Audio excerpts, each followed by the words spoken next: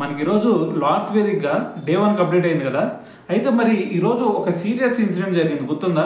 So అదేంటి అనేది మాట్లాడదాం. అయితే దానికంటే ముందు చూసుకుంటే ఇక్కడ ఫస్ట్ బ్యాటింగ్ చేసిన ఇంగ్లాండ్ టీంలో ఓపెనర్స్ ఇద్దరు కూడా ఈరోజు అసలు బ్యాచ్ బాల్ క్రికెట్ ఆడదాం అనే ఉద్దేశంతో అయితే వీళ్ళు బ్యాటింగ్ చేసినట్టు లేరు.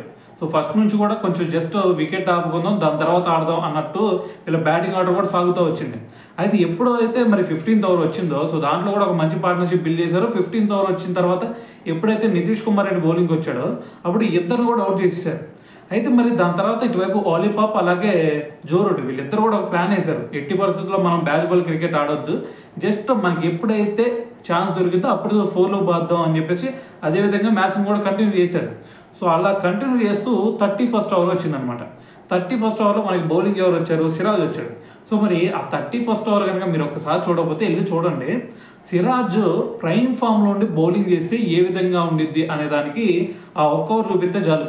ఆ ఓవర్లో జో రూట్ ఒక్క బాల్ అంటే ఒక్క బాల్ కూడా షార్ట్ ఆడడానికి ట్రై చేయలేదంటే సో దాన్ని బట్టి అర్థం చేసుకోండి ఆ ఓవర్ ఎంత పర్ఫెక్ట్గా వేసాడు సిరాజ్ అనేది. అయితే మరి ఆ ఓవర్లో ఒక్క రన్ కూడా రాలేదు. దాని తర్వాత జో రూట్ దగ్గరికి వెళ్ళి దమ్ముంటే ఇప్పుడు బ్యాచ్ బాల్ క్రికెట్ ఆడు, నేను చూడాలనుకుంటున్నాను అని చెప్పేసి ఒక స్టేట్మెంట్ ఇచ్చాడు. అయితే మరి అది ఎలా తెలిసింది బ్రో అంటే వెనకమాల మనకి స్టెమ్ మైక్లో అది రికార్డ్ అయిందనమాట. సో ఏదైనా సరే మరి సిరాజ్ ఇటువంటి కామెంట్స్ చేయటం అనేది కరెక్ట్ అనిపిస్తుందా కాదనిపిస్తుందా? సో దీని గురించి మరి కింద కామెంట్ చేయండి.